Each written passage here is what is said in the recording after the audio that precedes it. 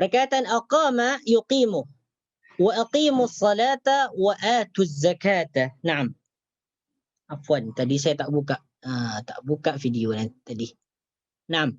Wa aqimu salata wa atu zakata. Sila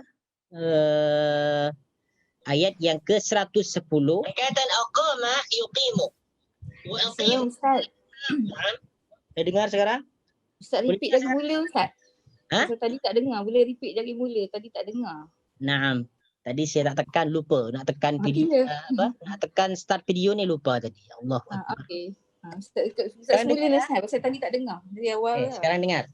Okey. Sila buka surah Al-Baqarah ayat yang ke-100 ayat yang ke-110. Naam. Muka surat 17. Baliklah Ustaz. Naam. Mula balik. Naam. Wa aqimus salata wa atuz zakata. Naam. Wa aqimu aqama yuqimu iqamatan. Aqimu adalah fi'il amr. Fi'il amr yang menunjukkan jamak karena di sini ada waw. Jadi aqimu laksanakanlah atau dirikanlah. Dari perkataan fi'il madhi aqama, fi'il mudhari'nya yuqimu, fi'il madhinya aqimu. Aqimu dirikanlah oleh kalian semua. Ini perkataan aqimu menunjukkan jamak karena di sini ada waw. Wa aqimu salata dan dirikanlah salat. Wa aqimu salata dan dirikanlah salat. Setiap fi'il pasti mempunyai fa'il dan setiap fi'il fa'il pasti mempunyai maf'ul. Ada juga fi'il fa'il yang tidak mempunyai maf'ul. Tapi dalam ayat ini, dalam kalimat wa aqimu salata, di mana maf'ulnya yaitu as-salata. Dirikanlah. Apa yang mau didirikan yaitu as-salata. Wa aqimu salata dan dirikanlah salat. Wa atuz zakata. Wa atuz zakata dan tunaikanlah zakat. Wa atuz zakata.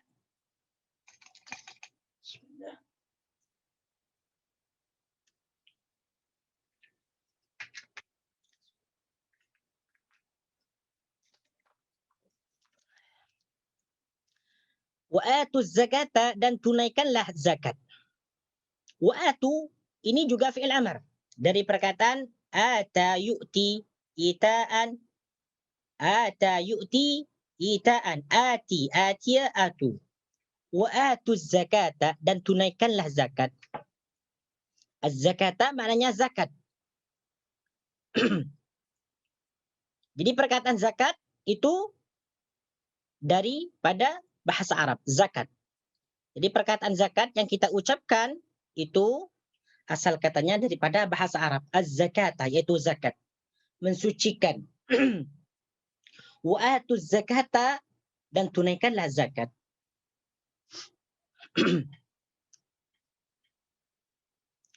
Wa ma tuqaddimu li anfusikum min khairin tajiduhu 'indallahi.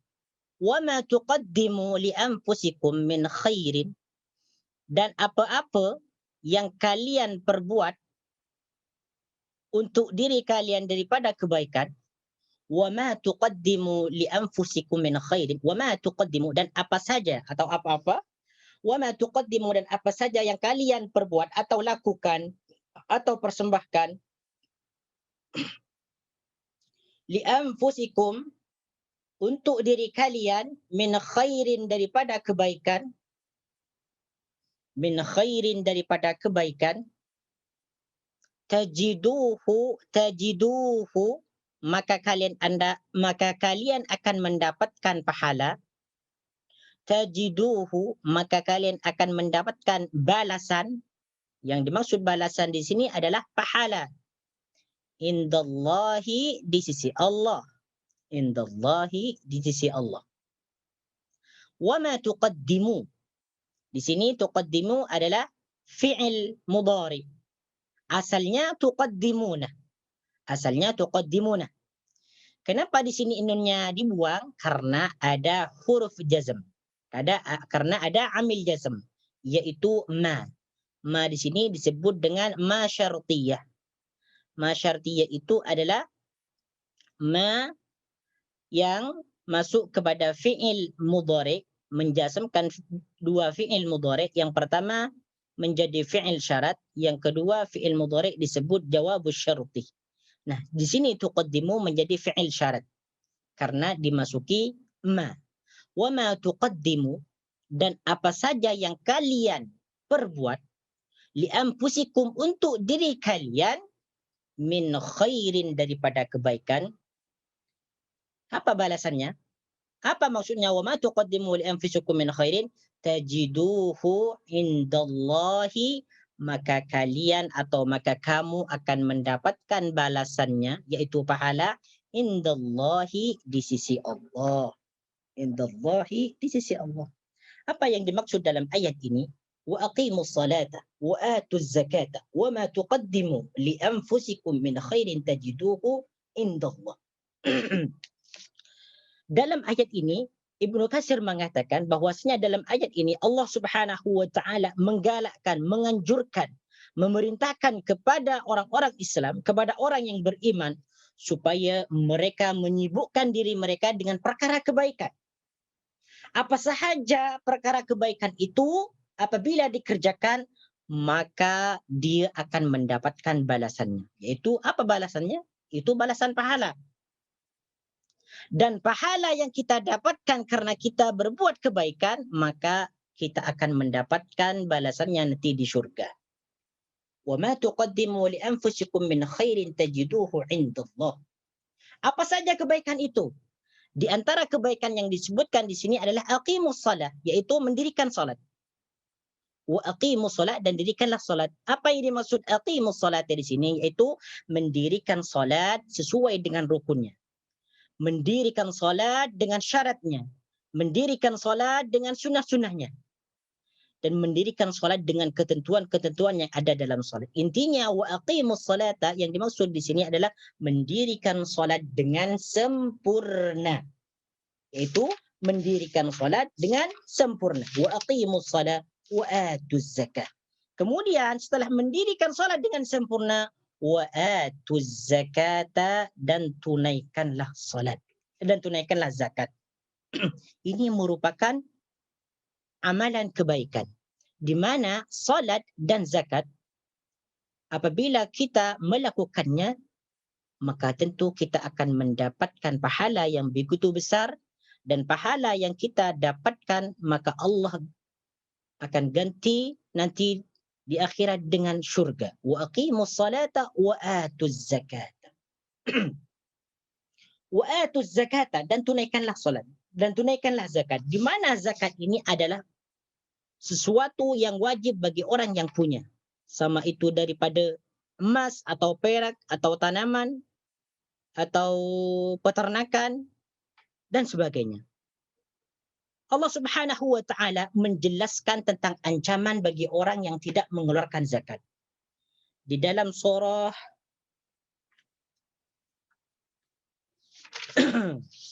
kita tengok tentang ancaman bagi orang yang tidak mengeluarkan zakat dalam surah surah di mana tadi?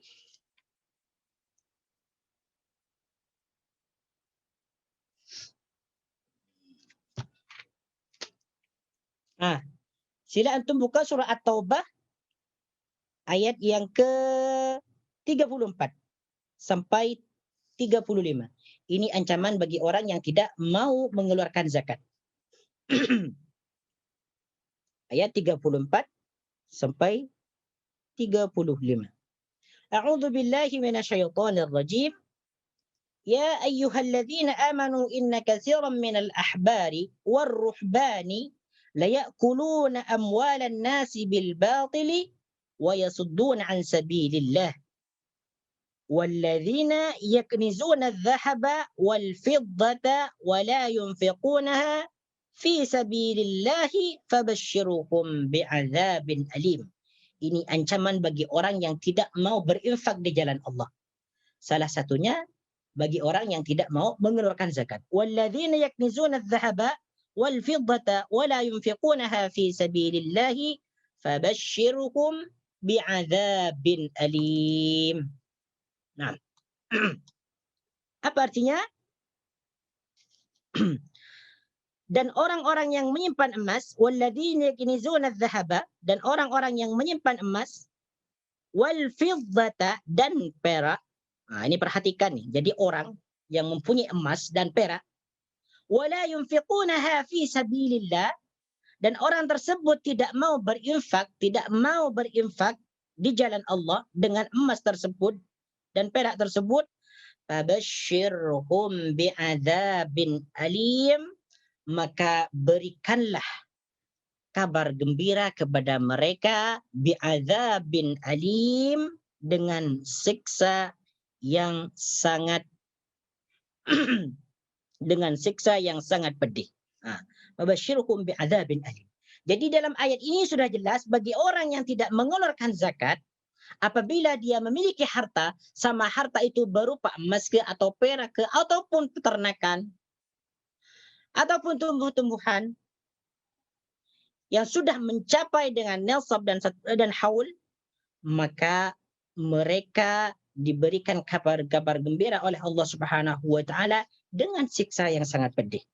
Kemudian lanjutan ayat tersebut, yauma yuhma 'alaiha fi nari jahannam. Nih, tengok macam mana sisaan mereka nanti di neraka jahanam. Nih. Yauma yuhma 'alaiha fi nari jahannam. Ingatlah. Yauma yuhma 'alaiha fi nari jahannam, pada hari ketika emas dan perak dipanaskan. Dipanaskan dalam neraka jahanam.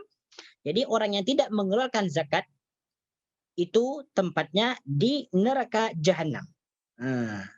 Kemudian lalu dengan itu, yaitu dengan emas yang dipanaskan tadi, disetrika dahi mereka. Maksudnya emas yang mencair itu karena sudah dipanaskan dengan api neraka, kemudian dituangkan kepada dahi mereka. Dituangkan kepada dahi mereka. Kemudian fatuqwa biha jibahuhum wa junubuhum. Yang pertama kepada dahi mereka, yang kedua wa junubuhum, dan perut mereka atau lambung mereka. Ini hati-hati bagi kita nih. Bagi orang yang sudah mempunyai kemampuan, yang sudah mempunyai harta banyak, mempunyai harta yang lebih, maka jangan sampai lalai atau lupa untuk mengeluarkan haknya kepada orang yang berhak. Jadi yang pertama, emas itu akan dipanaskan nanti di neraka jahanam, kemudian akan dituangkan kepada dahi mereka yang tidak mau menginfakkan harta mereka di jalan Allah. Kemudian yang kedua akan disiramkan kepada perut mereka. Yang ketiga, wadzuhuruhum, dan punggung mereka. Itu yang ketiga. Akan disiramkan emas tersebut yang sudah dipanaskan kepada punggung mereka. Apa kata Allah? Hadza ma kanaztum li anfusikum fadzuqu ma kuntum taknizun. Hadza ma kanaztum li anfusikum. Inilah harta bendamu yang engkau simpan dulu di dunia. Fadzuqu ma kuntum taknizun. Maka sekarang rasakanlah terhadap apa yang kamu simpan itu. Ini merupakan ancaman bagi orang yang tidak mengeluarkan zakat. Maka hati-hati bagi orang kita yang beriman kepada Allah Subhanahu wa taala, apabila kita mempunyai harta yang sudah cukup untuk mengeluarkan zakat, maka kita jangan sampai melupakannya untuk mengeluarkan dan memberikan haknya kepada orang yang berhak. Allah kata di sini, wa aqimus salata wa atuz zakata wa ma tuqaddimu li anfusikum min khairin tajiduhu 'indallah innallaha bima ta'maluna basir. Apa perkataan Ibnu Katsir di sini? Dalam ayat ini Ibnu Katsir mengatakan jadi dalam ayat ini Allah Subhanahu wa taala sangat menganjurkan, menggalakkan orang yang beriman supaya mereka mengerjakan apa-apa sahaja kebaikan, yaitu mendirikan salat, menunaikan zakat sehingga datang kepada mereka an-nasr, pertolongan. Sehingga datang kepada mereka pertolongan, sama ada fil hayatid dunya wa yauma yaqumul ashhad. Sama ada pertolongan itu akan diberikan oleh Allah Subhanahu wa taala di dunia, wa yauma yaqumul ashhad, dan di hari akhirat. Nah, dan perhatikan nih. Perhatikan, Ibnu Katsir membawakan ayat yauma la yanfa'udz zalimina ma'dziratuhum wa lahumul la'natu wa lahum su'ud dar. Ayat yang ke-52 surah Ghafir. Ayat 52 surah Ghafir, yauma la yanfa'udz zalimina ma'dziratuhum.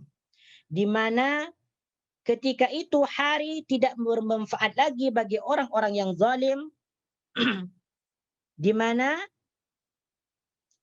permintaan maaf orang-orang yang zalim tidak bermanfaat, walahumul la'natu, dan bagi mereka orang-orang yang zalim tersebut mendapatkan laknat, walahum su'ud dar, dan bagi mereka tempat yang buruk, yaitu neraka jahanam. Makanya mumpung kita masih ada kesempatan, mumpung kita diberikan kesehatan dan waktu yang sangat luas dan rezeki yang sangat banyak, maka gunakanlah rezeki itu sesuai dengan fungsinya, dengan tempatnya. Maka apabila kita mempunyai rezeki atau kekayaan yang melimpah atau harta yang banyak, maka gunakanlah harta itu untuk apa? Gunakanlah harta itu untuk berbuat kebaikan, yaitu sumbangkan di jalan Allah Subhanahu wa taala, yaitu fi sabilillah. Karena harta ini adalah titipan. Innama amwalukum wa auladukum fitnah. Sesungguhnya harta kalian, anak kalian adalah fitnah, cobaan bagi kalian. Jadi Allah Subhanahu wa taala memberikan harta kepada kita sebagai cobaan. Macam mana kita menggunakan harta tersebut? Macam mana kita berbuat dengan harta yang diberikan oleh Allah Subhanahu wa taala kepada kita? Adakah kita menggunakan harta itu di jalan Allah Subhanahu wa taala, ataukah kita menggunakan harta itu untuk melakukan suatu dosa kepada Allah Subhanahu wa taala? Okey. Wa aqimus shalah wa atuz zakah wa ma tuqaddimu li anfusikum min khairin tajiduhu indallah innallaha bima ta'maluna basir. Innallaha bima ta'maluna basir. Innallaha, sesungguhnya Allah, bima ta'maluna basir, melihat terhadap apa yang engkau perbuat. Innallaha bima ta'maluna basir, sesungguhnya Allah Maha melihat terhadap apa yang kalian lakukan atau perbuat.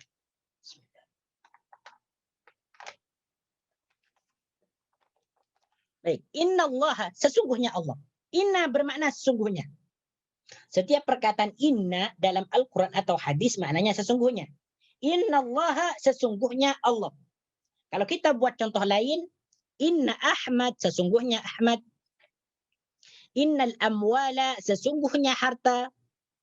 Inna dunya, sesungguhnya dunia. Jadi perkataan inna maknanya sesungguhnya. Nah, ingat, inna sesungguhnya. Jadi apabila kita membaca Al-Quran lalu kita menjumpai perkataan inna, maknanya adalah sesungguhnya. Innallaha, sesungguhnya Allah. Dan inna ini termasuk amil nawasih.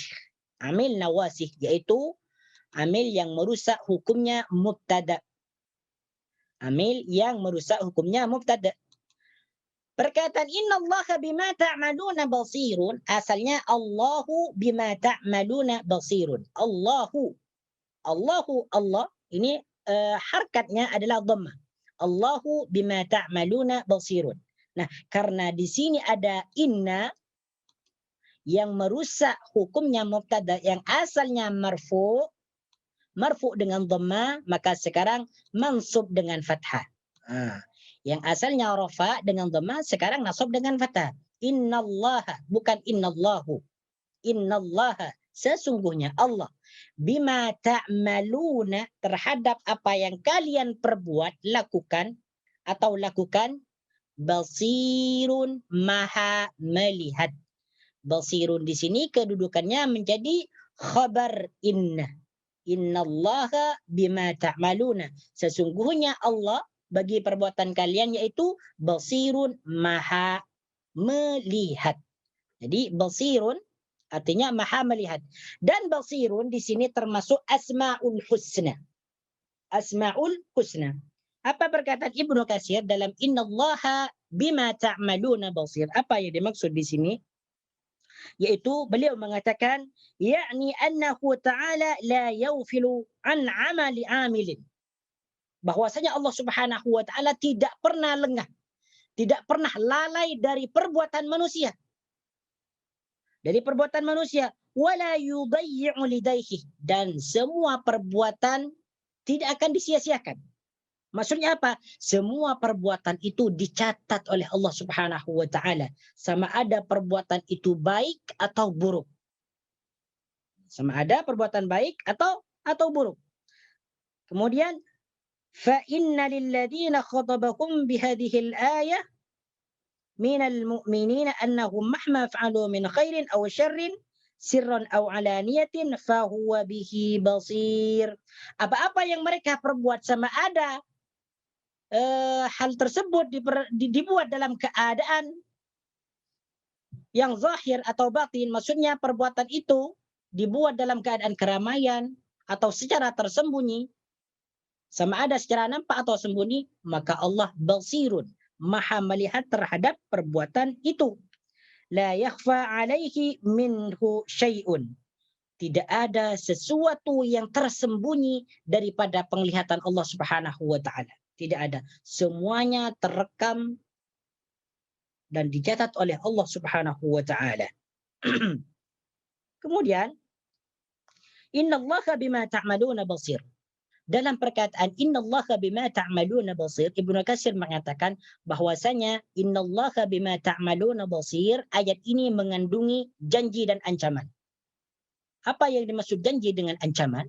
Jadi bagi orang yang mengerjakan kebaikan, maka Allah janjikan dia dengan balasan kebaikan, yaitu surga. Dan bagi orang yang melakukan keburukan, maka ancamannya adalah neraka.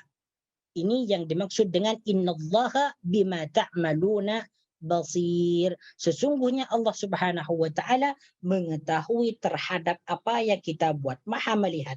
Bukan hanya maha melihat saja, akan tetapi di sini Allah Subhanahu wa taala menjanjikan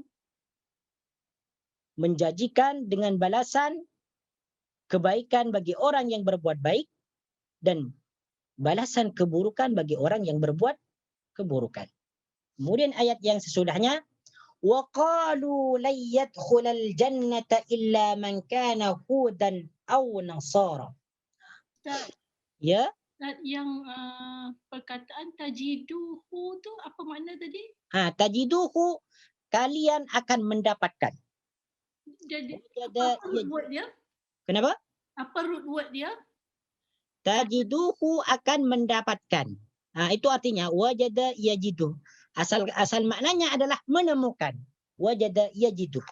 Tajiduhu, maka kalian akan mendapatkannya. Maksudnya mendapatkan balasan itu. Ustaz kata akarnya Ustaz. Gimana akarnya? Ya. Wajada yajidu. Wajada yajidu. Asalnya di sini tajiduna. Tajidunahu. Di sini tajidu majzum dalam keadaan jazam karena menjadi jawabus syarti. Jawabus syarti. Tajiduhu, maka kalian akan mendapatkannya. Nah, boleh dipahami? InsyaAllah boleh. Nah. وَقَالُوا لَنْ يَدْخُلَ الْجَنَّةَ إِلَّا مَنْ كَانَ هُودًا أَوْ نَصَارًا. Tengok dalam ayat ini menjelaskan tentang perkataan orang-orang Nasrani dan orang-orang Yahudi, di mana masing-masing dari mereka mengklaim atau mengakui atau mendakwa bahwa yang masuk surga hanyalah daripada golongan mereka. Waqalu, dan mereka berkata, dari perkataan qala yaqulu qawlan. Qala bentuk mufrad, bentuk tunggal atau bentuk satu. Qala bentuk yang kedua, mereka berdua berkata. Qala qalu, mereka semua berkata. Siapa yang dimaksud mereka di sini? Yaitu orang Nasrani dan orang Yahudi. Orang Yahudi dan orang Nasrani. Apa perkataan mereka? La yadkhulal jannata, tidak akan masuk surga. La yadkhulal jannata, tidak ada atau tidak dapat masuk surga. Okey, la yadkhula, lan di sini disebut huruf nafi. Huruf nafi itu maknanya huruf yang bermakna tidak. Kedua disebut huruf nasab. Huruf nasab itu maksudnya adalah huruf yang menasabkan atau memfathahkan akhir perkataan. Yadkhula.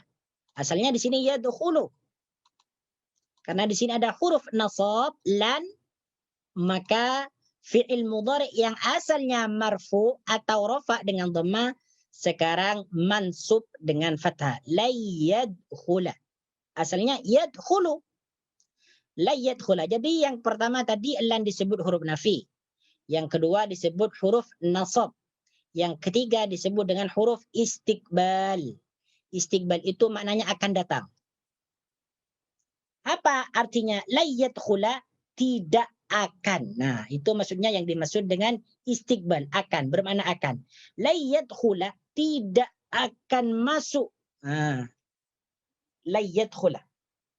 Jadi setiap fi'il mudhari apabila dimasuki huruf lan, maka maknanya tidak akan. Tidak akan. Contoh. La yaqra'a Muhammadun. Muhammad tidak akan membaca. La yaqra'a, tidak akan membaca. La ya'mala, tidak akan melakukan. La yakhruja, tidak akan keluar. Dan sebagainya. La yadkhulal jannata, setiap ada fi'il mesti ada fa'il. Okey, di mana fa'ilnya yadkhula, yaitu man. Illa man, kecuali orang. Illa man, kecuali orang. Okey, jadi bagaimana terjemahnya? Wa qalu la yadkhulal jannata illa man kana hudan aw nasara. Mereka berkata, siapa mereka? Orang Yahudi dan Nasrani. La yadkhulal jannata, tidak akan masuk surga illa man kana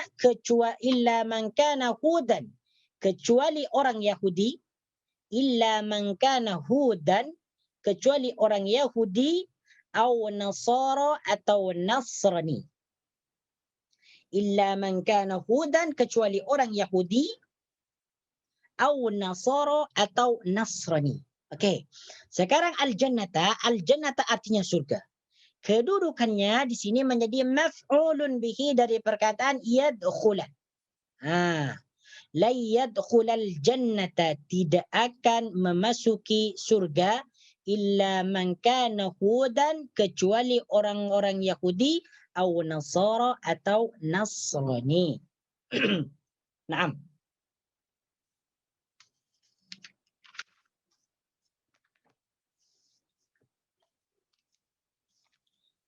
Jadi dalam ayat ini Allah Subhanahu wa taala menjelaskan bahwasanya orang Yahudi berkata kepada orang Nasrani, la yadkhulal jannata illa man kana hudan. La yadkhulal jannata illa man kana hudan, tidak akan masuk surga kecuali orang Yahudi. Begitu pula Nasrani berkata kepada orang Yahudi, la yadkhulal jannata illa man kana nasara, tidak akan masuk surga kecuali orang-orang Nasrani. Jadi dua kelompok ini sebenarnya bermusuhan. Antara orang Yahudi dan Nasrani, mereka bermusuhan. Satu sama lain saling mengkafirkan. Orang Yahudi mengkafirkan Nasrani dan orang Nasrani mengkafirkan orang Yahudi. Kenapa orang Yahudi mengkafirkan Nasrani? Karena orang Nasrani tidak percaya terhadap Nabi Musa alaihissalam dan juga tidak percaya kepada kitab Taurat yang diturunkan kepada beliau.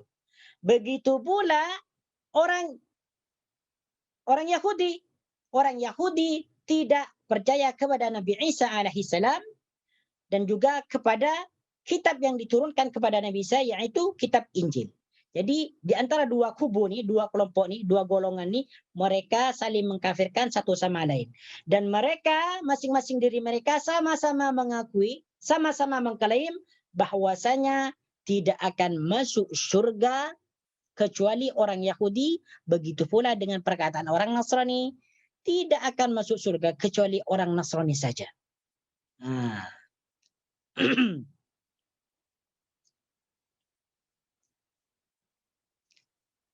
Baik. Tilka amaniyuhum.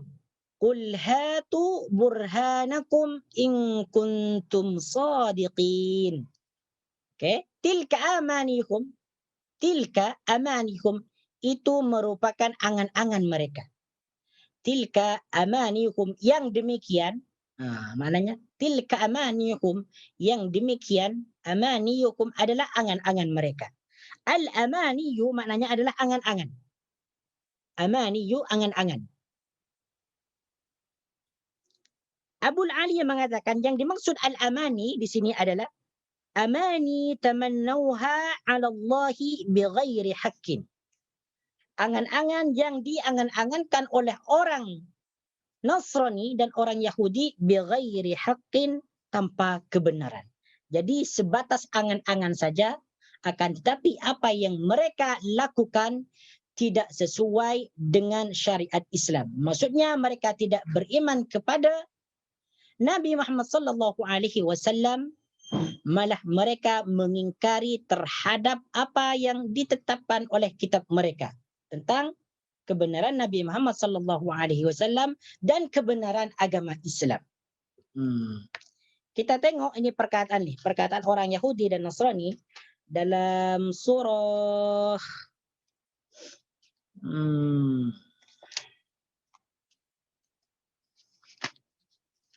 dalam surah Al-Maidah ayat yang ke-18. Ini perkataan orang Yahudi. Angan-angan mereka. Mereka berkata, وَقَالَتِ الْيَهُودُ وَالنَّصَارَى نَحْنُ أَبْنَاءُ اللَّهِ وَأَحِبَّاؤُهُ. Orang-orang Yahudi dan Nasrani mereka berkata, nahnu abna'ullahi wa ahibba'u. Kami ini adalah anak-anak Allah dan kami adalah kekasih-kekasih Allah. Jadi orang-orang Yahudi berkata, nahnu abna'ullah wa ahibba'u. Kami adalah anak-anak Allah dan kami juga kekasih Allah. Begitu pula dengan orang Nasrani. Mereka berkata, nahnu abna'ullahi wa ahibba'u. Kami adalah anak-anak Allah wa ahibba'u, dan kekasih-kekasih Allah. Jadi masing-masing dari mereka sama-sama mendakwa, sama-sama mengklaim bahwasanya mereka adalah anak-anak Allah dan juga kekasih Allah. Kemudian Allah menegur mereka dengan keras, Kul falima yu'adzibukum bidzunubikum. Kul, katakanlah wahai Muhammad, falima yu'adzibukum bidzunubikum. Jika hal demikian benar, apa yang kalian katakan itu benar, bahwasanya kalian adalah anak-anak Allah dan juga kekasih-kekasih Allah, falima yu'adzibukum bidzunubikum. Kenapa kalian disiksa disebabkan dosa-dosa kalian? Kul falima yu'adzibukum bidzunubikum. Kenapa kalian masih disiksa dengan dosa-dosa kalian? Bal antum basyarum mimman khalaq. Bahkan kalian itu manusia yang diciptakan oleh Allah Subhanahu wa taala yang sama dengan kita. Yaghfiru liman yasha wa yu'adzibu man yasha. Allah itu mengampuni bagi hamba yang Dia kehendaki, wa yu'adzibu man yasha, dan menyiksa atau memberikan siksa kepada yang Dia kehendaki. Ini adalah merupakan perkataan atau dugaan yang diakui oleh orang-orang Nasrani dan orang-orang Yahudi. Di antara mereka, masing-masing dari mereka sama-sama mengakui bahwasanya mereka itu adalah kekasih Allah. Dan mereka mengatakan, la yadkhulal jannata illa man kana hudan aw nasara. Tidak ada yang dapat memasuki surga itu kecuali orang Yahudi saja. Begitu pula dengan Nasrani berkata demikian. Allah mengatakan tilka amanihum. itu hanya angan-angan mereka saja. Okey. Kemudian jika hal itu benar, apa yang mereka katakan benar, bahwasanya tidak ada yang dapat memasuki surga kecuali mereka saja, maka di sini Allah mengatakan kepada mereka, "Qul hatu burhanakum in kuntum shadiqin." Qul, katakanlah, wahai Muhammad, qul, katakanlah. Perkataan qul di sini adalah fi'il amr. Qul dari fi'il madhi qala, fi'il mudhari'nya yaqulu, qala yaqulu qul. Qala dia telah berkata, yaqulu dia akan berkata, qul katakanlah.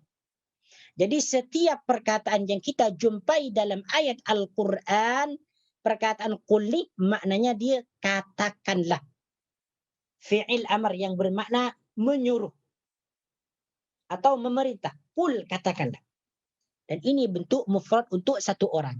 Qul katakanlah wahai Muhammad. Di sini Allah Subhanahu wa taala menyuruh Nabi Muhammad sallallahu alaihi wasallam untuk berkata kepada mereka, yaitu kepada orang Yahudi dan Nasrani. Hatu burhanakum in kuntum shadiqin. Hatu datangkanlah. Hatu datangkanlah burhanakum bukti-bukti atau dalil-dalil kalian. Hatu burhanakum datangkanlah bukti-bukti kalian atau hujjah kalian. Okey. Di sini burhan di sini maknanya adalah hujjatun. Seperti mana yang dikatakan oleh Abu al-Aliya dan Mujahid dan Sudai dan Ar-Rabi bin Anas, mereka berkata yang dimaksud dengan burhanakum itu ay hujjatakum. Ay hujjatakum, yaitu hujjah-hujjah kalian. Bukti-bukti kalian.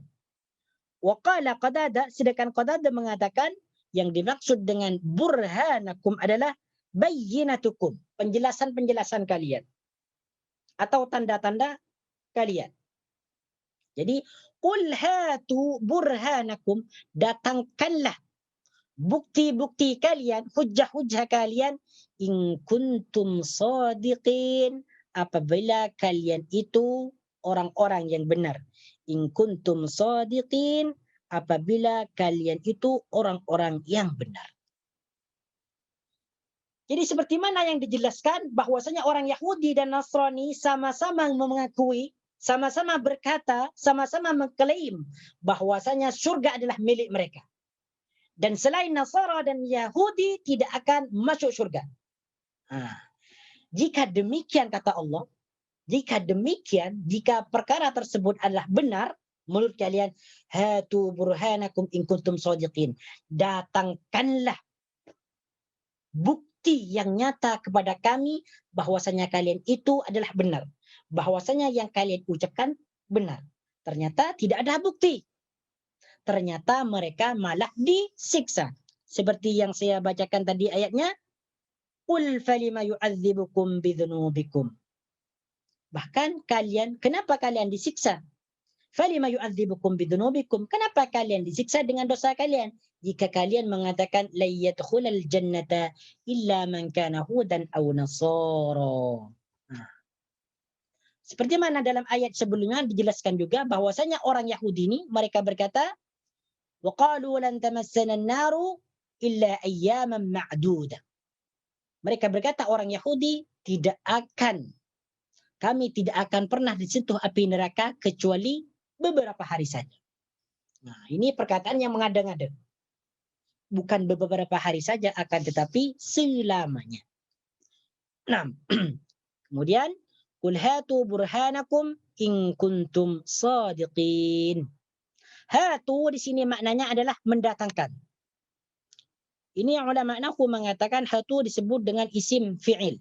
Isim fi'il, ada juga yang mengatakan ini adalah fi'il amr. Karena dia mempunyai bentuk mufrad hati. Hati bentuk mufradnya, bentuk tasniyah atau musanna hatia. Bentuk jamak hatu. Datangkanlah. Naam.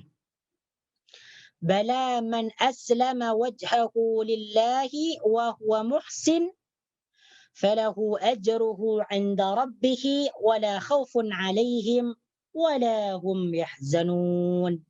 Wa la hum yahzanun. Bala, tidak demikian. Bala, tidak demikian. Man aslama wajhahu lillah. Bala, tidak demikian. Man aslama wajhahu lillahi wa huwa muhsinum falahu ajruhu 'inda rabbih. Sesiapa yang menyerahkan dirinya karena Allah, man aslama, perkataan aslama adalah berserah diri. Aslama yuslimu, berserah diri. Aslama yuslimu islaman. Jadi perkataan aslama maknanya berserah diri. Muslimun, orang yang menyerahkan dirinya. Kita orang Islam disebut muslimun karena kita berserah diri kepada Allah Subhanahu wa taala, merendahkannya dan menghinakannya di hadapannya. Maka orang yang berserah diri kepada Allah disebut dengan muslimun.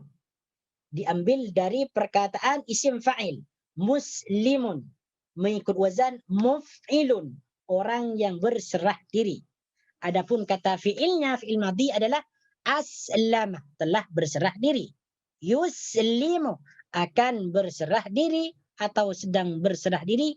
Islaman, penyerahan diri atau berserah diri. Jadi Islam, agama Islam disebut Islam karena berserah diri kepada Allah Subhanahu wa taala. Berserah diri sepenuhnya. Bala, bukan demikian. Man aslama wajhahu lillah. Sesiapa yang menyerahkan dirinya karena Allah.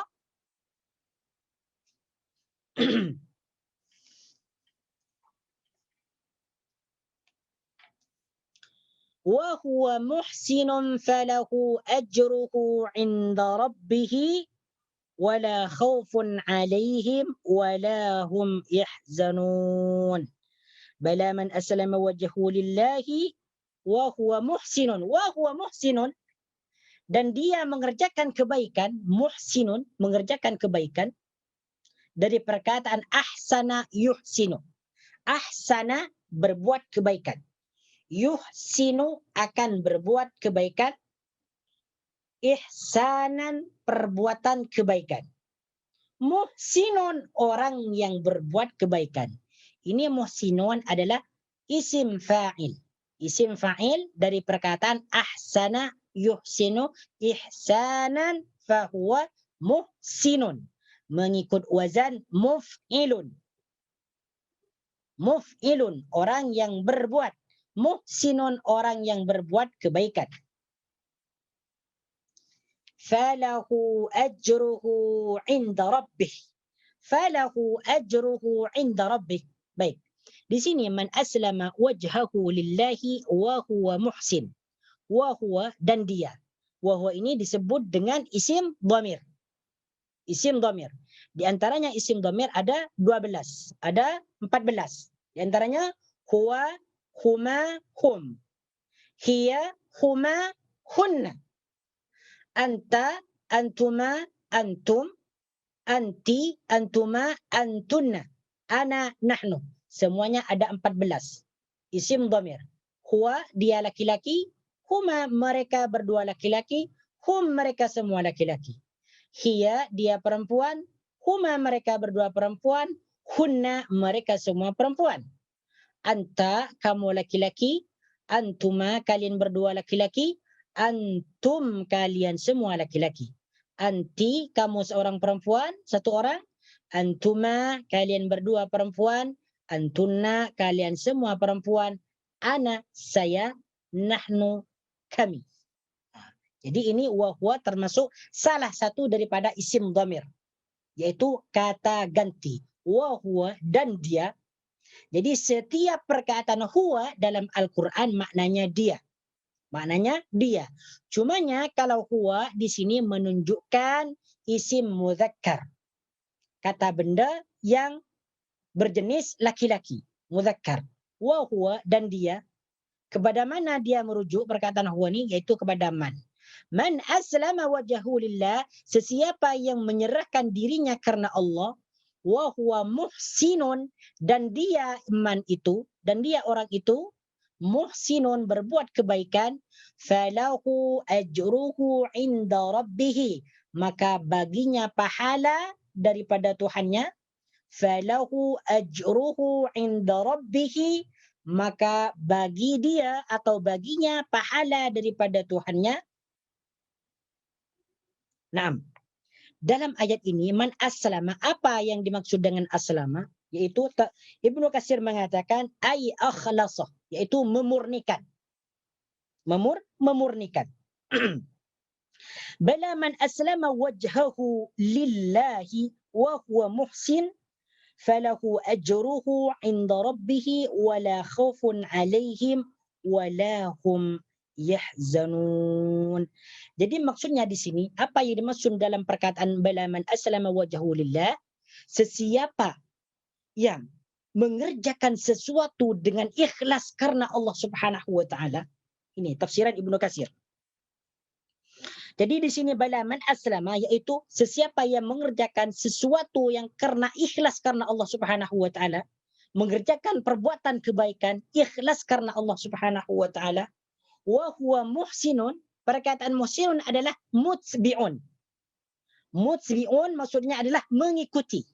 Di sini Ibnu Katsir mengatakan ay mutsbi'un fihi Rasul sallallahu alaihi wasallam, yaitu dia mengikuti Rasulullah sallallahu alaihi wasallam. Kata Ibnu Katsir, fa inna lil amali al mutakabbal syartaini. Ahaduhuma ay yakuna khalisan lillahi wahdahu. Jadi dalam ayat ini, sesiapa yang menyerahkan dirinya karena Allah Subhanahu wa taala, maksud dia sesiapa yang mengerjakan sesuatu karena Allah Subhanahu wa taala, ikhlas 100% karena Allah Subhanahu wa taala, kemudian dia mengikuti petunjuk Nabi Muhammad sallallahu alaihi wasallam, maka dia akan mendapatkan pahala daripada Tuhannya. Di sini Ibnu Katsir mengatakan bahwasanya kalimat yang terdapat bala man aslama wajhahu lillah, yaitu berbuat kebaikan murni karena Allah Subhanahu wa taala, bukan karena riya atau bukan karena kemunafikan. Bukan karena riya dan bukan karena kemunafikan. Yang kedua adalah muhsinun, yaitu mengikuti petunjuk Nabi Muhammad sallallahu alaihi wasallam.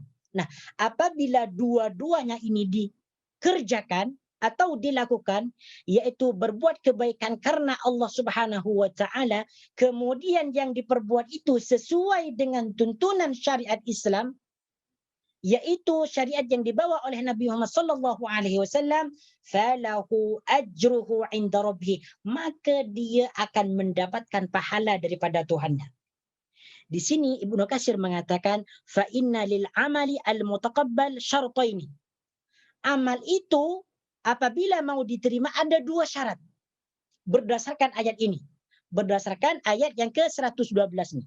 Apa syaratnya? Ahaduhuma ayyakuna khalisan lillahi wahdahu. Yang pertama, perbuatan baik itu mesti dilakukan karena ikhlas kepada Allah Subhanahu wa taala.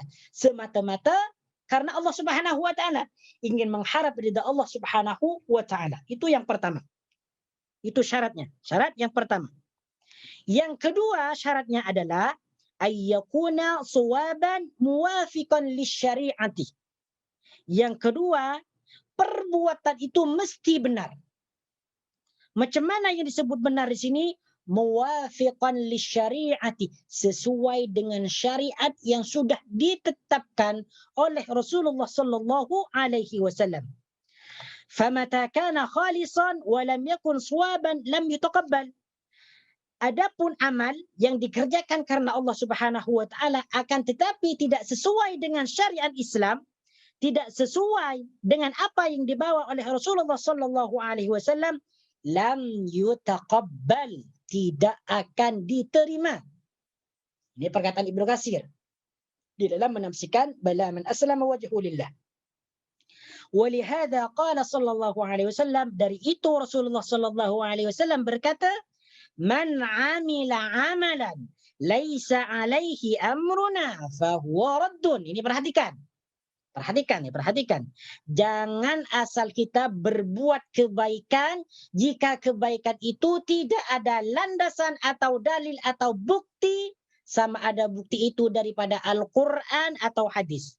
Ini Ibnu Katsir mengatakan, membawakan hadis Rasulullah, man amila amalan, sesiapa yang mengerjakan suatu amalan, ini perhatikan nih.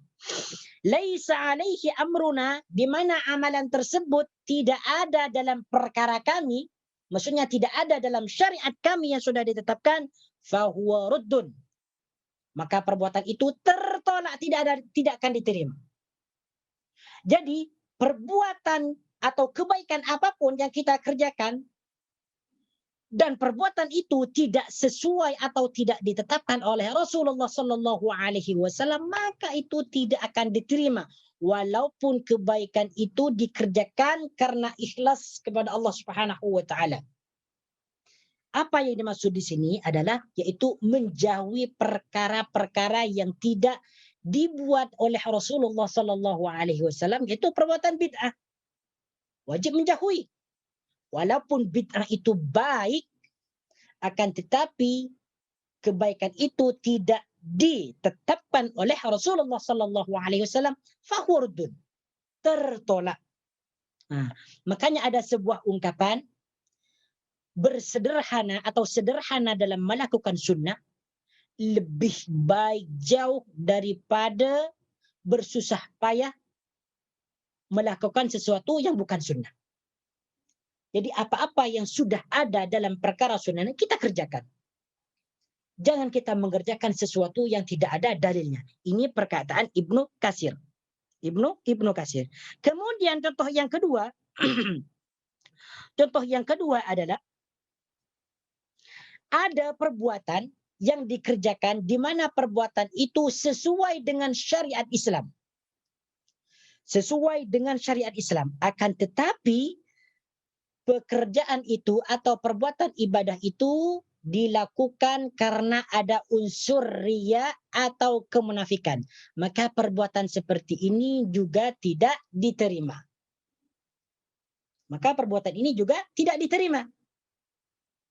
Jadi ada seseorang mengerjakan kebaikan, contohnya mengerjakan perintah yang diperintahkan oleh Allah Subhanahu Wa Taala. Ini sesuai, sudah ada perintahnya, sudah ada hadisnya, sudah ada ayatnya. Akan tetapi perbuatan itu atau ibadah itu dilakukan bukan berdasarkan ikhlas kepada Allah Subhanahu Wa Taala, malah perbuatan tersebut dikerjakan karena ada unsur riya atau kemunafikan, maka perbuatan itu kata Ibnu Katsir, fahuwa aidan mardudun ala fa'ilihi. وَهَذَا حَالُ الْمُنَافِقِينَ وَالْمُرَائِينَ. Maka perbuatan tersebut tertolak, tidak diterima.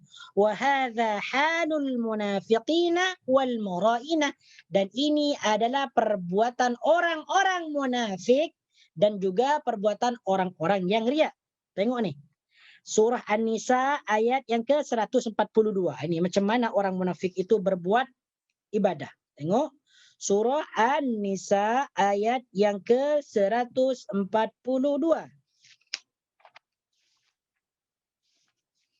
142.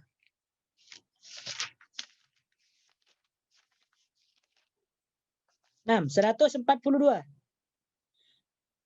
An-Nisa 142. Nah, sila mungkin ada yang mau membacakan, tafadhal. 142, ada yang boleh bantu saya untuk membaca?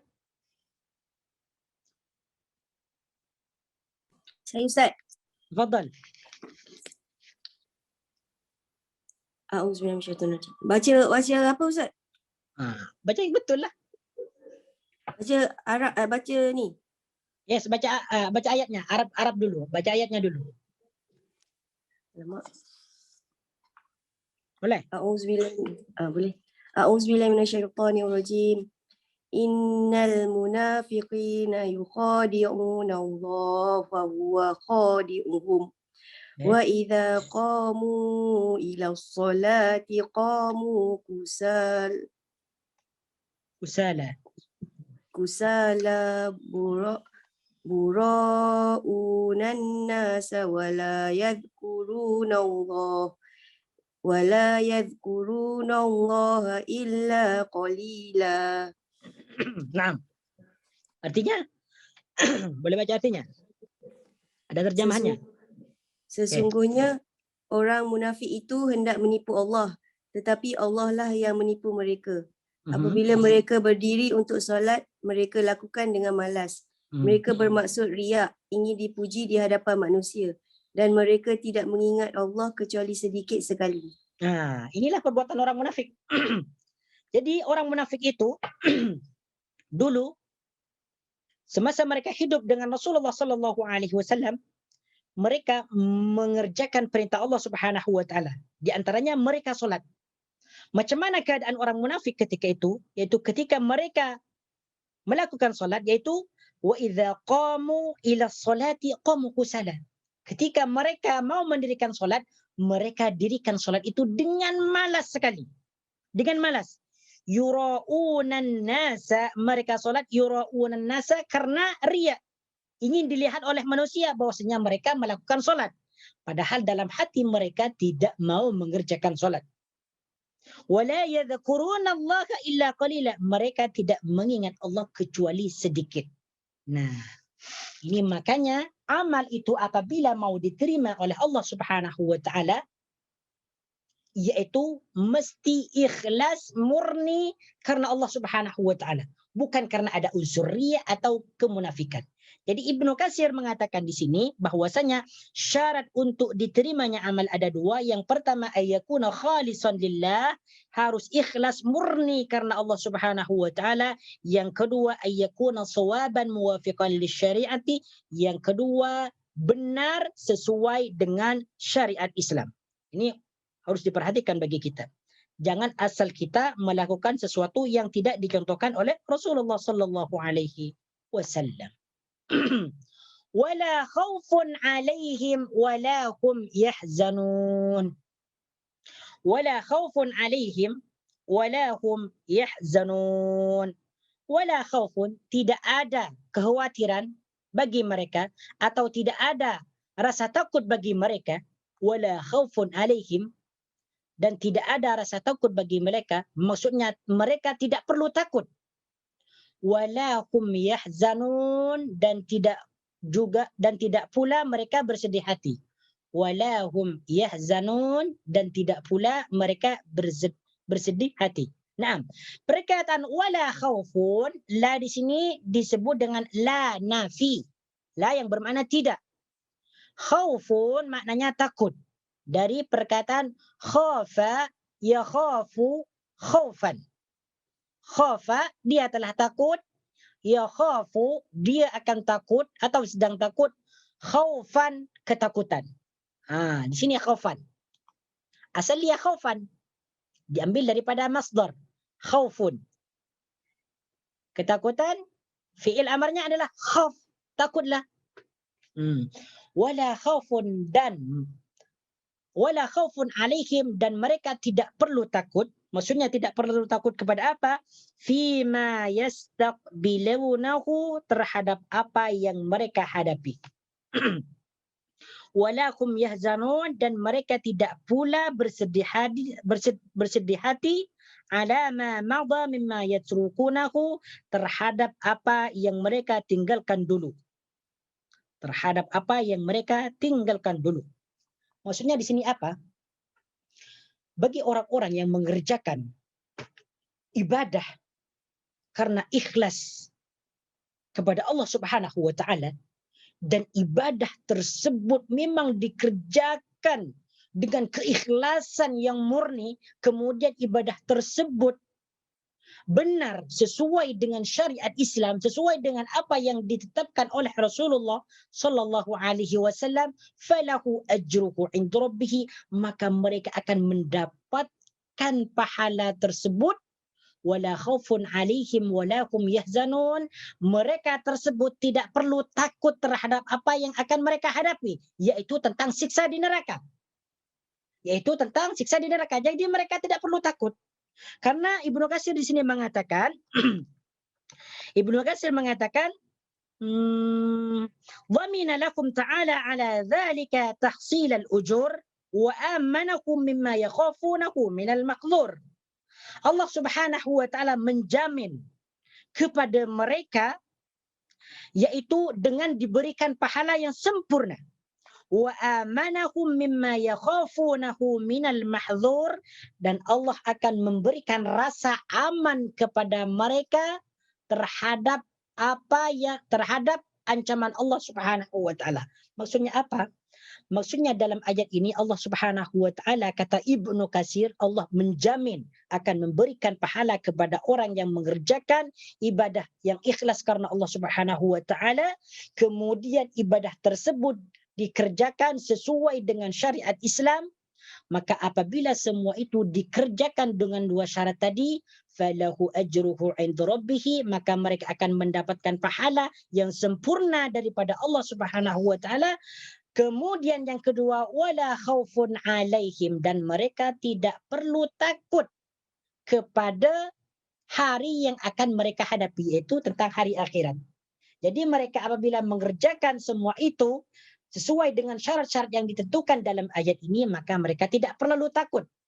Tidak perlu takut kepada siksa Allah Subhanahu wa taala di akhirat, karena mereka akan diamankan, akan dibebaskan daripada siksaan tersebut. Wala hum yahzanun, dan mereka pula tidak perlu bersedih hati. Maksudnya apa? Tidak bersedih hati terhadap apa? Yaitu tidak bersedih hati ala ma madha mimma yatrukunahu, yaitu tidak bersedih hati terhadap apa-apa yang sudah mereka tinggalkan dulu. Di antaranya mereka tidak terlalu banyak berbuat kebaikan, atau mereka dulunya berbuat jahat atau maksiat. Nah, jadi setelah mereka bertaubat, setelah mereka mengerjakan ibadah dengan sempurna, dengan ikhlas, kemudian ibadah tersebut sesuai dengan apa yang diperintahkan oleh Rasulullah sallallahu alaihi wasallam, la khaufun alaihim wala hum yahzanun. Tetapi di sini ada Sa'id bin Jubair mengatakan yang dimaksud la khaufun alaihim adalah yakni fil akhirah. La khaufun alaihim, jadi mereka itu tidak perlu takut di akhirat.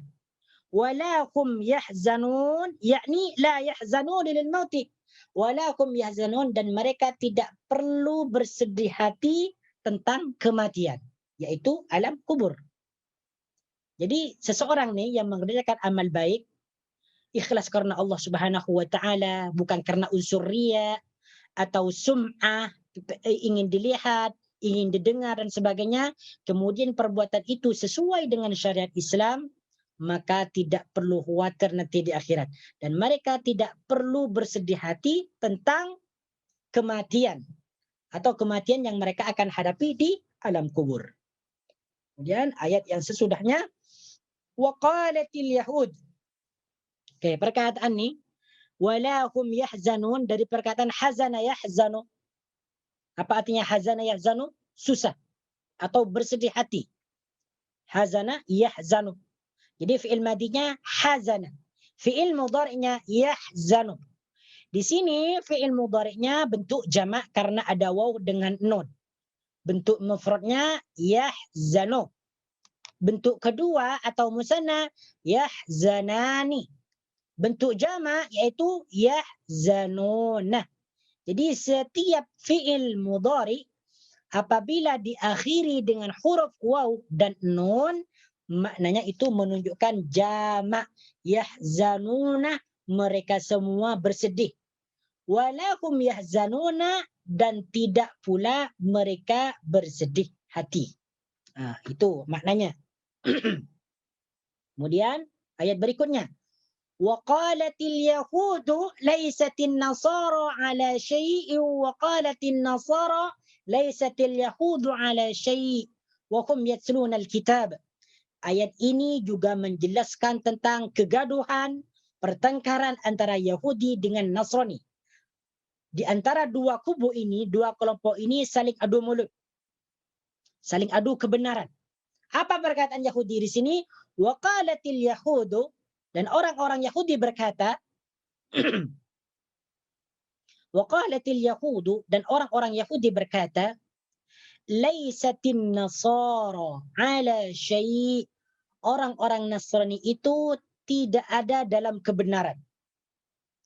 Laisatin nasara ala syai', laisatin nasara, orang-orang Nasrani itu tidak ada dalam kebenaran, atau orang-orang Nasrani itu tidak mempunyai pegangan. Laisatin nasara, orang-orang Nasrani itu ala syai'in, tidak mempunyai pegangan sesuatu apapun. Tidak mempunyai pegangan sesuatu apapun. Atau boleh diartikan laisatin nasara ala syai', orang-orang Nasrani itu tidak ada dalam kebenaran apapun. Wa qalatin nasara, dan orang-orang Nasrani berkata, laisatil yahudu ala syai', orang-orang Yahudi itu tidak ada dalam kebenaran, atau orang-orang Yahudi itu tidak mempunyai pegangan apapun. Wa hum yatluna al-kitab, sedangkan mereka membaca al-kitab. Wa hum yatluna al-kitab, sedangkan mereka membaca kitab. Wa hum yatluna al-kitab, sedangkan mereka membaca al-kitab. Naam. Di sini waqalat, perhatikan perkataan qala yaqulu qawlan. Qalat di sini disebut fi'il apa? Ada yang tahu? Qalat sebut fi'il apa nih kira-kira? Fi'il amar ke, mudhari' ke, madi ke? Madi. Mobil. Fi'il madi ya? Madi ya? Kenapa disebut fi'il madi? Kenapa? Ada tanda-tandanya tak? Ada ta dia. Ada satu mati tapi ada alif tanda wasal kat situ. Nasara. Okey, so tanda-tanda fi'il madinya apa di sini? Huruf ta. Yes, huruf Ta. ta. Tak disebut apa di sini? Ta Nas. Ni. Yes. Tak ta'nis atau tak muannas. Jadi waqalat. Jadi perkataan qala adalah fi'il madhi. Tanda-tandanya kenapa qalat disebut fi'il madhi? Karena ada tak muannas atau tak ta'nis. Setiap fi'il yang diakhiri tak muannas as-sakinah yang sukun, maka fi'il tersebut disebut dengan fi'il madhi. Wa qalatil yahudu, dan orang-orang Yahudi berkata sama dengan laisat. Jadi qalat disebut fi'il madhi, laisat juga fi'il madhi. Wa laisatin nasara, laisatin nasara. Di sini asalnya laisa. Laisa. Di sini ditambah dengan tak ta'nis, tak muannas, karena fa'ilnya muannas. Di sini juga fa'ilnya muannas, al-yahud muannas. Laisatin nasara, nasara juga muannas. Jadi pada fi'il madhinya ditambah dengan tak ta'nis. Makna sebenarnya waqalatil yahudu laisatin nasara. Orang-orang Yahudi berkata, laisatin nasara, tidak ada orang Nasrani itu ala syai'in, atas sesuatu. Ini makna aslinya lah, makna aslinya. Tetapi terjemah atau makna yang dimaksud adalah laisatin nasara ala syai'in. Orang Nasrani itu tidak ada dalam kebenaran atau tidak mempunyai pegangan yang benar. Ala syai'in adalah jar majrur. Kenapa di sini tidak dibaca ala syai'un, ala syai'an? Kenapa? jar majrur. Yes, karena jar majrur. Karena jar majrur ala syai'in. Asalnya syai'un. Setelah dimasuki huruf ala, maka menjadi ala syai'in. Ala syai'in. Di sini ala disebut dengan huruf jar. Huruf yang mengkasrahkan atau menjarkan akhir perkataan isim. yang asalnya akhir perkataan isim dhamma setelah dimasuki huruf jar menjadi kasrah. Ala syai'in, atas sesuatu. Maknanya syai'un adalah sesuatu. Contohnya dalam Al-Quran, dalam ayat lain, innallaha ala kulli syai'in qadir. Sesungguhnya Allah ala kulli syai'in, atas segala sesuatu, qadirun, maha kuasa. Jadi perkataan syai'un, di mana-mana kita menjumpai perkataan syai'un, maknanya adalah sesuatu. Syai'un, sesuatu. وَقَالَتِ النَّصَارَى لَيْسَتِ الْيَهُودُ عَلَى شَيْءٍ وَهُمْ يَتْلُونَ الْكِتَابَ. Apa yang dimaksud dalam ayat ini? Jadi dalam ayat ini Allah Subhanahu wa taala menjelaskan masing-masing daripada kelompok Yahudi dan masing-masing daripada kelompok Nasrani mereka saling berkata. Jadi orang Yahudi berkata kepada orang Nasrani, "Laisatin nasara ala syai." Orang Nasrani itu tidak mempunyai pegangan. Mereka berada dalam kesesatan. Karena orang Nasrani itu tidak percaya terhadap Nabi Musa alaihissalam dan juga tidak mempercayai terhadap kitab Taurat. Maka orang Yahudi berkata, "Laisatin nasara ala syai." Begitu pula orang Nasrani berkata kepada orang Yahudi, "Laisatil yahudu ala syai." Orang Nasrani itu tidak mempunyai pegangan. Mereka tidak ada dalam kebenaran. Kenapa? Karena orang Yahudi itu tidak mempercayai Nabi Isa alaihissalam dan juga kitab yang diturunkan kepada beliau yaitu kitab Injil. Padahal dalam masing-masing kitab, dalam kitabnya orang Yahudi, kitab Taurat sudah dijelaskan tentang kebenaran Nabi Isa alaihissalam dan kitab yang diturunkan kepada beliau. Begitu pula dalam kitab Injil dijelaskan juga tentang kebenaran Nabi Musa alaihissalam dan juga kitab Taurat yang diturunkan kepada mereka. Akan tetapi di sini mereka saling beradu mulut. Mereka saling mengatakan atau saling menyesatkan satu sama lain dengan perkataan laisatin nasara ala syai' wa qalatin nasara laisatil yahudu ala syai'. Asbabun nuzulnya dalam ayat ini Ibnu Abbas mengatakan qala lamma qadama ahli Najran min Nasara ala Rasulillah sallallahu alaihi wasallam atathum ahbaru Yahud. Ketika ahlu Najran dari golongan Nasara yaitu dari keturunan orang Nasrani mendatangi Rasulullah sallallahu alaihi wasallam. Kemudian ketika itu datang pula orang-orang Yahudi, pendeta-pendeta Yahudi. Maka di antara fatanaza'u 'inda Rasulillah sallallahu alaihi wasallam. Maka di antara ini, jadi kepada suatu hari golongan daripada orang Nasrani, orang Yahudi mendatangi Rasulullah sallallahu alaihi wasallam. Di mana mereka sesampainya di hadapan Rasulullah, mereka saling adu mulut, saling berdebat, saling menjelekkan, memburukkan satu sama lain, saling menyesatkan satu sama lain. Faqala Rafi' bin Huraimala, maka Rafi' bin Huraimala dari golongan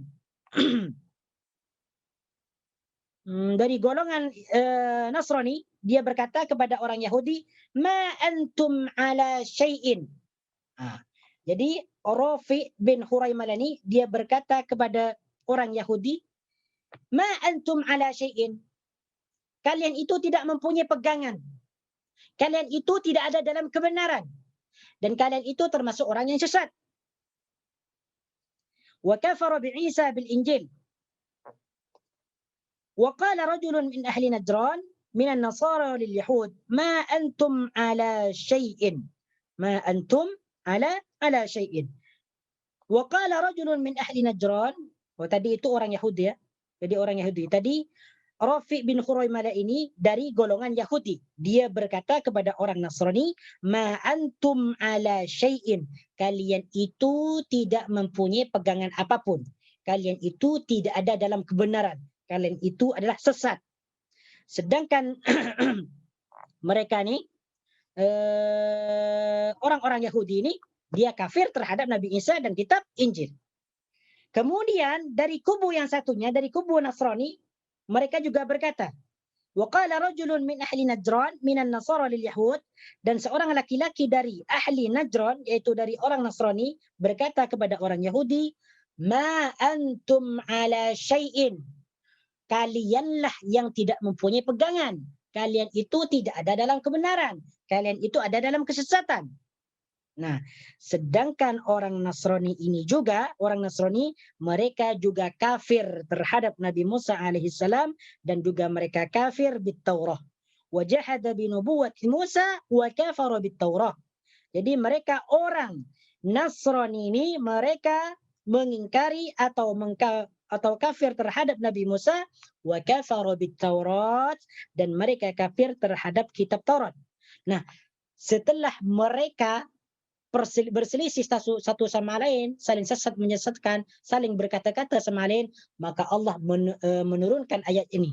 Wa qalatil yahudu laisatin nasara ala syai'in wa qalatil nasara laisatil yahudu ala syai'in wa hum yatlunal kitab. Jadi asbabun nusulnya dalam ayat ini adalah pertengkaran atau perselisihan di antara orang Yahudi dan Nasrani, di mana mereka satu sama lain saling menyesatkan, saling menyesatkan. Wa hum yatluna al-kitab, padahal mereka masing-masing di antara dua kubu tadi sudah membaca kitab, sudah membaca tentang penjelasan tentang kebenaran Nabi Musa dan Nabi Isa alaihi wassalam. Kemudian, kadzalika qala alladzina la ya'lamuna misla qawlihim. Kadzalika qala alladzina la ya'lamuna misla qawlihim. Begitu juga, kadzalika, begitu juga, qala alladzina la ya'lamuna, qala alladzina la ya'lamuna, orang yang tidak mengetahui atau orang yang tidak berilmu. Kadzalika qala alladzina la ya'lamuna, begitu juga. Jadi perkataan kadzalika ini maknanya begitu juga. Begitu juga. Berarti ada perkataan atau jumlah setelah kadzalika itu yang sama dengan perkataan sebelumnya. Di sini mengatakan wa qalatil yahudu laisatin nasara ala syai' wa qalatin nasara laisatil yahudu ala syai' wa hum yatlunal kitab. Jadi di sini setelah perkataan kadzalika ini ada jumlah yang artinya sama dengan ayat sebelum nih, dengan ayat yang ini. Kadzalika, begitu juga. Nah, perkataan kani, huruf kani disebut dengan huruf jar. Kadzalika. Sedangkan dzalika isim isyarah. Kadzalika, seperti itu juga. Kalau mana aslinya seperti itu juga. Atau begitu juga. Jadi kafnya disebut dengan huruf jar. Dzalika majrur. Dijarkan dengan huruf jar kaf. Qala alladzina la ya'lamuna, orang yang tidak berilmu berkata atau orang yang tidak mengetahui berkata misla qaulihim, seperti perkataan mereka. Misla qaulihim, seperti perkataan mereka. Kadzalika qala alladzina la ya'lamuna misla qaulihim.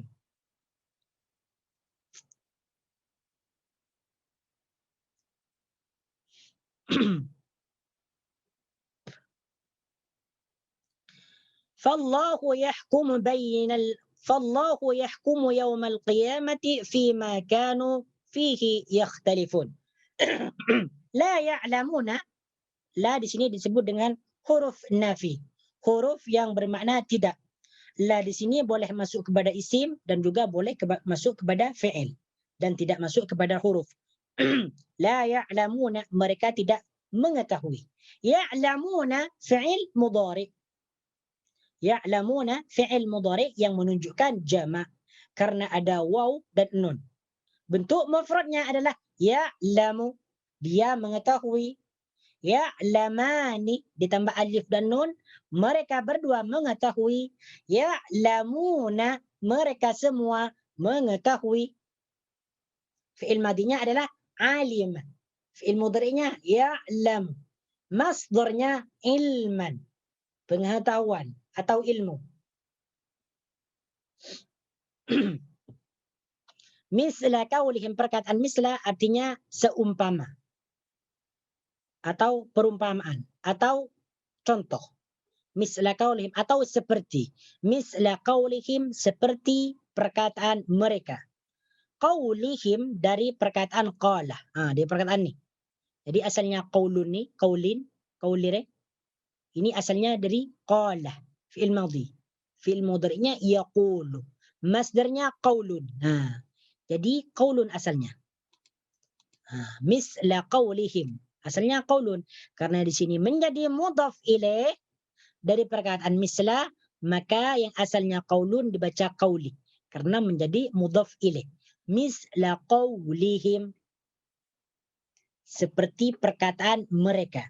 Fallahu yahkumu bainahum yawmal qiyamati fima kanu fihi yakhtalifun. Fallahu yahkumu.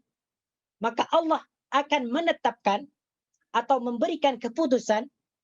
Fallahu yahkumu bainakum, maka Allah akan memberikan keputusan bagi mereka atau menetapkan bagi mereka yaumal qiyamati, di hari kiamat. Hakama yahkumu maknanya menetapkan atau memutuskan atau menghakimi. Hakama yahkumu. Hukman. Hukman itu adalah hukum. Diambil daripada perkataan hakama fi'il madhi, yahkumu fi'il mudhari. Yahkumu dia akan memutuskan atau menetapkan atau menghukumi. Fallahu yahkumu bainakum. Maka Allah akan menetapkan di antara mereka yaumal qiyamati, di hari kiamat. Oke, perkataan yaumal qiyamah. Yauma adalah dharab. Dharab zaman. Dharab zaman. Hukumnya mansub. Yaumal qiyamati, di hari kiamat. Jadi bila kita menjumpai perkataan yauma, maknanya itu adalah hari. Yaumal isnain, hari isnain. Yaumal sulasa, hari selasa. Yaumal arbi'a, hari rabu. Yaumal khamis, hari khamis. Yaumal jum'ati, hari jumat. Yaumal sabti, hari sabtu.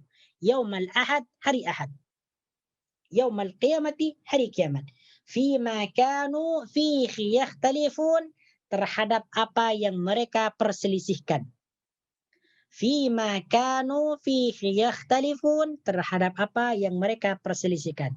Fallahu yahkumu bainahum yaumal qiyamati fima kanu fihi yakhtalifun. Maka Allah akan memutuskan di antara mereka di hari kiamat terhadap apa yang mereka perselisihkan. Nah, insyaAllah kita akan bahas pada minggu hadapan insyaAllah ta'ala. Jadi tolong ingatkan untuk ni, untuk ayat kadzalika qala alladziina la ya'lamuuna misla qaulihim fallahu yahkumu bainahum yaumal qiyamati fima kanu fihi yakhtalifun. Ini belum dijelaskan lagi. Insyaallah saya akan jelaskan pada minggu yang hadapan insyaallah. Aku qauli hadza. Ada pertanyaan tentang mana ayat? Sudah jelas semua? Clear? Oke, dah clear. أقول قولي هذا أستغفر الله لي ولكم سبحانك اللهم وبحمدك أشهد أن لا إله إلا أنت أستغفرك وأتوب إليك وصلى الله على سيدنا محمد وعلى آله وصحبه وبارك وسلم تسليما كثيرا والحمد لله رب العالمين. السلام عليكم ورحمة الله وبركاته.